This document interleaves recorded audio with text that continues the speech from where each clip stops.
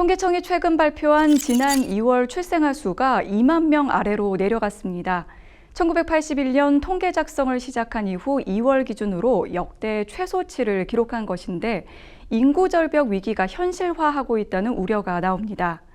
이번 주 로포커스에서는 저출생 문제의 심각성과 해결 방안에 대해 집중 보도합니다. 먼저 신예림 기자입니다. 지난해 우리나라 합계 출산율은 0.72명. 여성 1명이 평생 낳을 것으로 예상되는 아이의 수는 1명도 채 되지 않습니다. OECD 38개국 중 꼴찌, 세계 최하위 수준입니다. 문제는 해를 거듭할수록 자체 기록을 갱신하고 있다는 겁니다. 지난 2018년 0.98명으로 처음 0명대에 진입한 합계 출산율은 그 후 계속 감소하다 2022년 0.78명, 지난해에는 0.72명까지 떨어졌습니다. 통계청이 예상한 올해 합계 출산율은 0.68명. 0.7명 선 붕괴도 머지않아 국가 소멸 위기라는 이야기까지 나옵니다. 산부인과에는 아이 울음소리가 끊긴 지 오래고 학교 교실은 텅 비었습니다. 보건복지부에 따르면 지난 2018년부터 2022년까지 275개의 산부인과, 662개의 소아청소년과가 폐업했습니다. 유치원과 학교도 마찬가지. 학령 인구 감소로 교육기관도 줄줄이 문을 닫을 위기에 놓였습니다.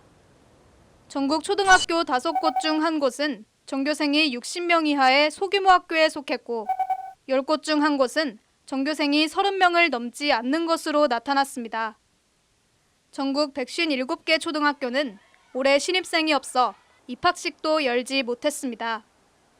신규 현역 입영 대상자인 20세 남성은 지난해 약 26만 명에서 2038년 약 19만 명으로 줄어 병력 자원 감소도 불가피합니다. 일할 수 있는 나이로 분류되는 15세에서 64세의 이른바 생산 가능 인구. 한반도 미래인구 연구원에 따르면 생산 가능 인구는 지난해 약 3,600만 명에서 20년 후인 2044년 약 2,700만 명까지 감소할 것으로 나타났습니다. 반면 65세 이상 고령 인구는 오는 2050년 역사상 최대 규모인 1,891만 명까지 늘어나 전체 인구의 약 40%를 차지하게 됩니다.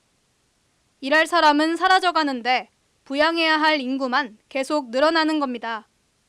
국민의 노후를 책임지던 국민연금도 흔들리고 있습니다.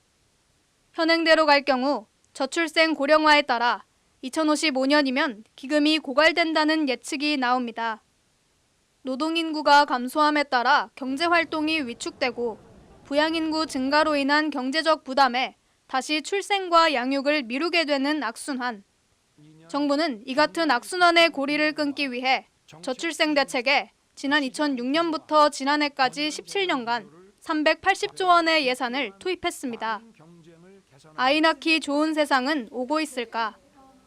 부모 급여를 지원을 한다든지 현금성 지원을 좀 대부분 하고 있는 것으로 알고 있는데요. 이제 문제는 그동안 이렇게 15년 동안 현금성 지원을 펼친 결과가 과연 어떠했느냐. 사실은 저희 여성 변호사 입장에서도 출산 후에 어떤 재정적인 부담이나 또 이제 커리어를 계속해서 유지할 수 있을 것인지에 대한 일가정 양립에 대한 어떤 고민들 때문에 쉽사리 임신이나 출산을 좀 선택하기는 좀 어려운 분위기가 팽배하지 않나 그런 생각이 듭니다. 반등하기는커녕 곤두박질 치는 국내 출생률.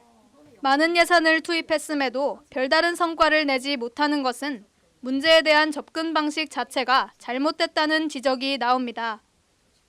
결국 이거는 지원책이라든지 저출생 정책 같은 것들이 타겟층이라든지 근본 원인을 제대로 판단을 했는지 좀 더 세밀하게 분석할 필요가 있다고 봐야 할 것 같습니다.